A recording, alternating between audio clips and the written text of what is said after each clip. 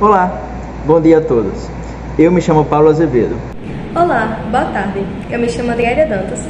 Boa noite, eu me chamo Alana Jamile. Somos alunos do IFRN Campos Parelhos. E o nosso artigo fala sobre a análise do uso das ferramentas digitais como meio de reinvenção docente. Em meio à pandemia do novo coronavírus, ocasionador da doença Covid-19, a humanidade iniciou uma nova fase em sua história. As escolas necessitaram ser fechadas e, posteriormente, precisaram se adequar ao compartilhamento do ensino de uma maneira diferente do habitual. Quando o Diário Oficial da União publicou em 17 de março de 2020 a portaria número 343, autorizando a continuação das aulas através das tecnologias de informação e de comunicação.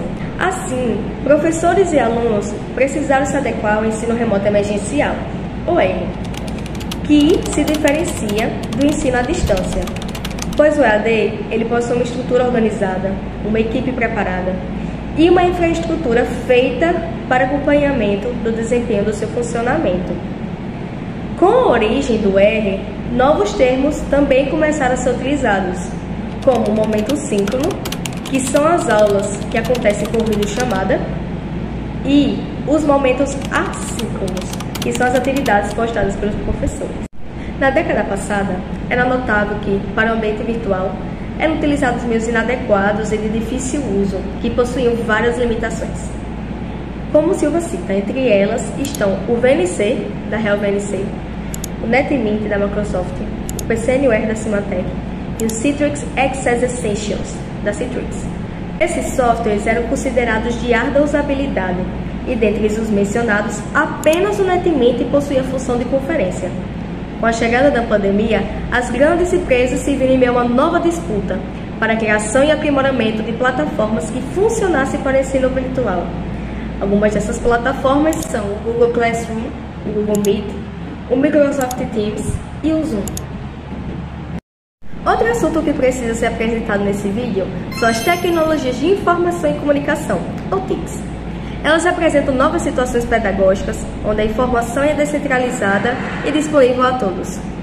Elas podem se classificar em outras duas categorias: formatos impresso e audiovisual, no qual o impresso equivale a livros, jornais, revistas, e o audiovisual corresponde a imagens, áudios, vídeos, entre outros. As TICs constituem recursos fundamentais para a produção de conteúdo e são um excelente meio para a comunicação à distância. Já as tecnologias digitais de informação e comunicação, ou TDICs, diferenciam-se como um subconjunto das TICs.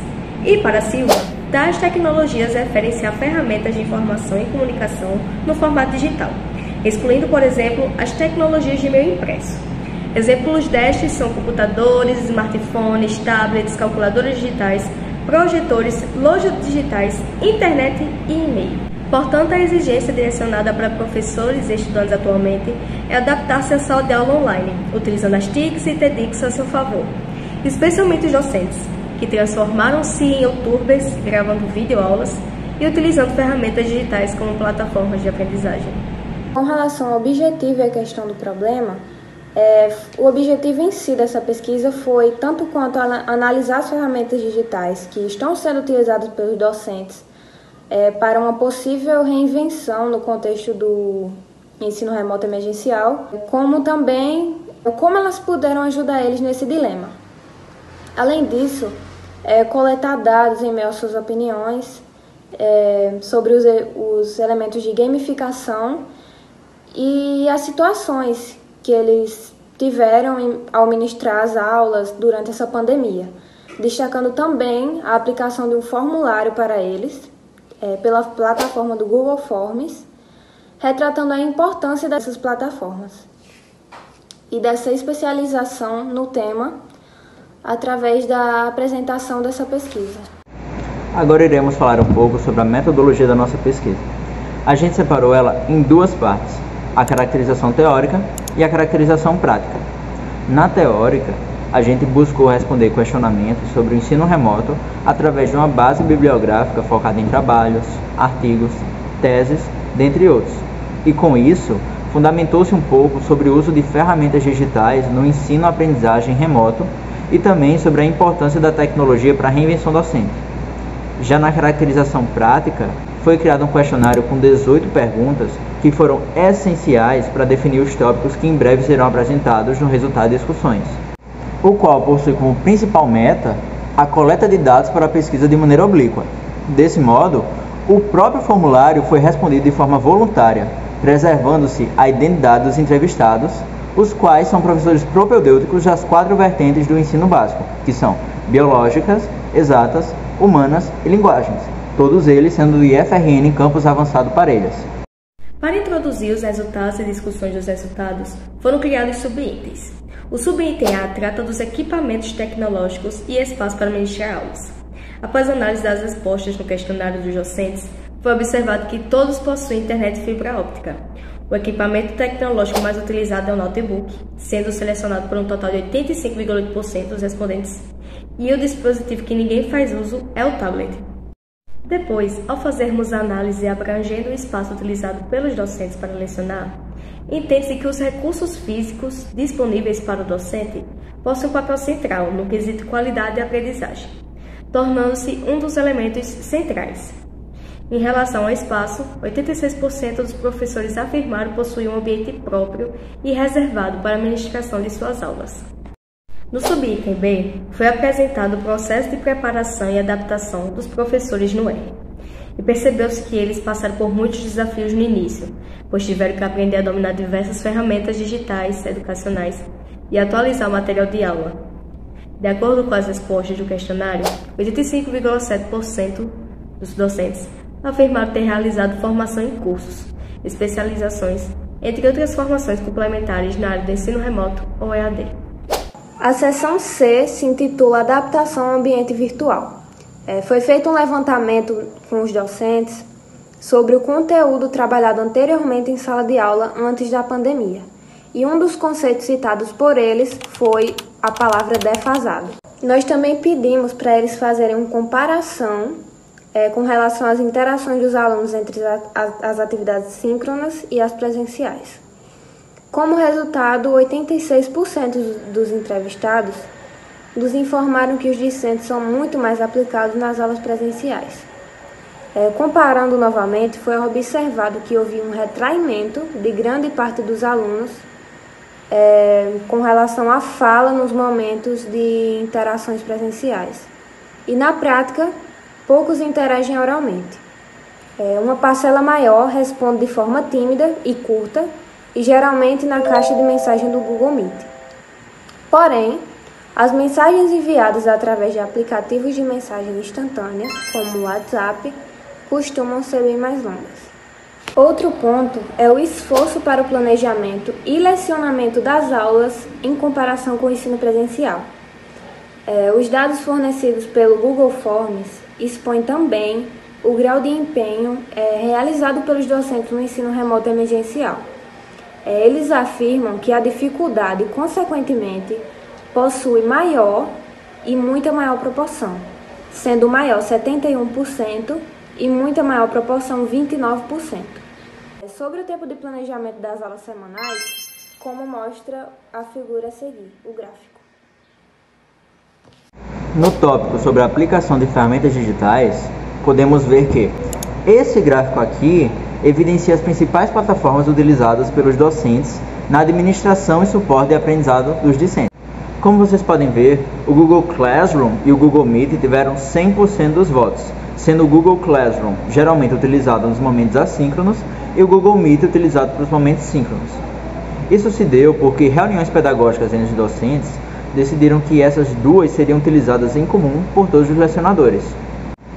Além das plataformas anteriores, 100% dos professores também optaram por incluir o YouTube, em suma, porque ele proporciona um fácil e gratuito acesso e postagem de vídeos.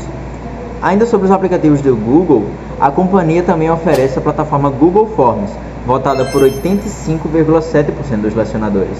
O WhatsApp foi selecionado por 28,6% dos docentes.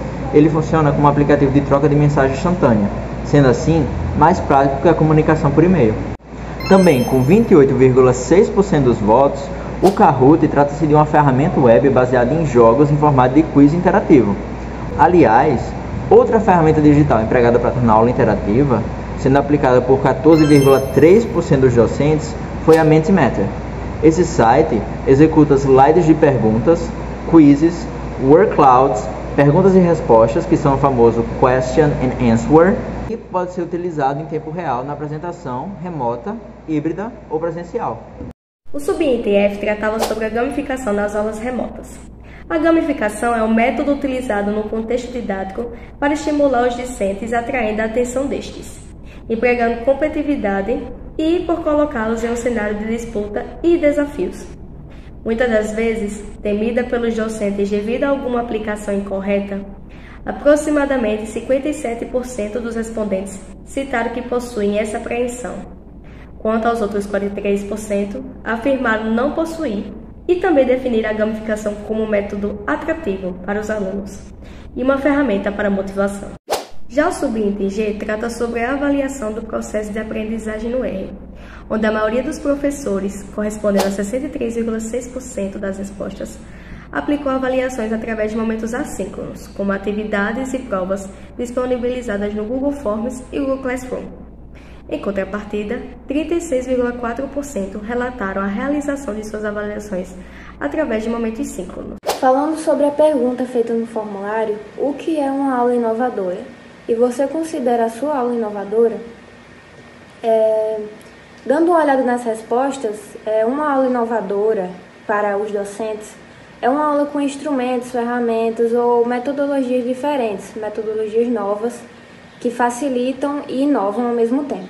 Nós induzimos uma reflexão dos docentes ao fazermos uma pergunta de autoavaliação sobre essas aulas inovadoras. Tendo em vista o levantamento dos dados, o empecilho relatado com maior frequência, por 71%, ou seja, a maioria dos respondentes, foi a escassez do tempo e a inexperiência no que diz respeito à tecnologia, declarando que as aulas inovadoras e a metodologia delas requerem muito tempo de planejamento. Uma das plataformas lúdicas citadas que poderiam conceituar uma aula mais inovadora foi o Duolingo, onde seu principal objetivo é o ensino do domínio de línguas. E finalmente chegamos às conclusões. É notável que o atual momento que a educação está passando é revolucionário. A metodologia tradicional de ensino precisava se reinventar em meio à situação ocasionada pela pandemia, de forma a tornar o ensino mais atrativo. Nesse cenário, a postura que docentes e discentes tiveram que assumir em meio ao ensino emergencial foram desafiadoras. Além disso, entre as problemáticas enfrentadas pelos docentes estão a falta de estrutura, o desinteresse dos alunos, a dificuldade para adaptação ao novo método de ensino, entre outros, sendo necessário a criatividade e o uso de diversas estratégias para chamar a atenção dos alunos. Em meio a elas, as ferramentas digitais, que tiveram uma grande popularização desde então. Ademais, a gente espera que essa pesquisa aprofunde as discussões a respeito desse tema, dando um retorno para a comunidade acadêmica e ajudando professores a respeito de ferramentas digitais e utilidades para tornar a sua aula mais dinâmica. Muito obrigado a todos pela atenção.